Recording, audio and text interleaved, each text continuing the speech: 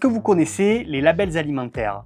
Vous savez, ces petits logos à l'arrière des emballages qui nous certifient la provenance et la qualité des produits que nous consommons. Eh bien, il existe la même chose pour des entreprises qui prennent des engagements en matière de performance sociale, sociétale et environnementale. Et aujourd'hui, on va prendre l'exemple de la certification B Corp. Elle met en avant des entreprises qui appliquent des pratiques jugées responsables pour la planète et favorables à la société en général. Pour obtenir ce label, l'entreprise s'engage dans le sens d'une économie bénéfique à tous les humains et aux vivants, plutôt que dirigée vers le seul profit financier. C'est pour cela que le B de B Corp signifie bénéfice pour tous. En France, seulement 530 entreprises sont certifiées B Corp. Springlab fait partie de l'une d'elles.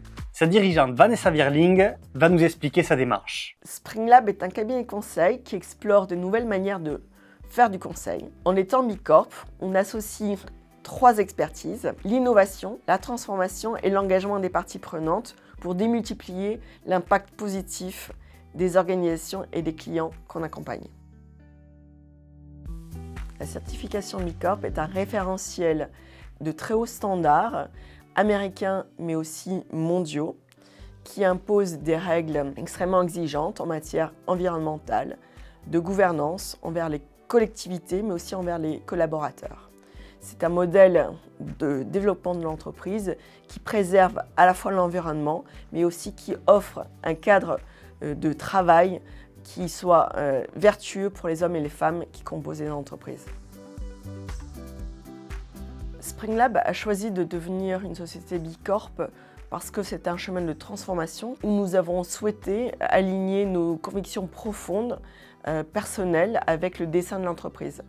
Et en devenant société mission, nous avons fait le premier pas d'un chemin de transformation qui s'est conclu en 2024 par l'obtention de la certification B Corp. C'était pour nous important de dédier notre temps et notre énergie à générer de l'innovation qui soit responsable pour que dans son modèle d'affaires, dans son accompagnement, elle contribue à rendre les entreprises plus résilientes, plus responsables et générer un impact positif sur le territoire, sur la planète.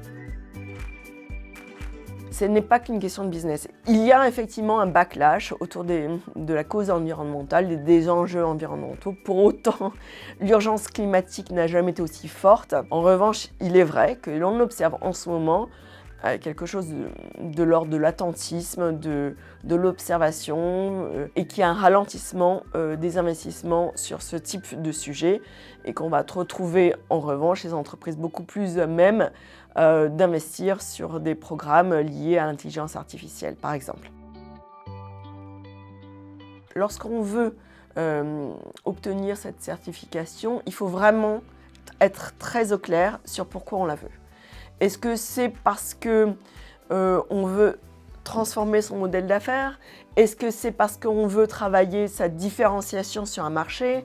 Est-ce qu'on veut être plus attractif pour des talents qui souhaitent trouver dans leur métier, dans leur entreprise, un sens supérieur, une utilité sociétale, environnementale? En premier temps, vraiment se poser la question du pourquoi on fait ce qu'on fait, parce que c'est exigeant. Je pense que la deuxième étape, c'est vraiment de réinterroger la raison d'être de son entreprise.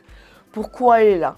C'est quoi le service qu'elle veut rendre à la société, à l'environnement, à ses collaborateurs, à sa gouvernance, à ses collectivités, à ses communautés? Donc ça, c'est le deuxième temps.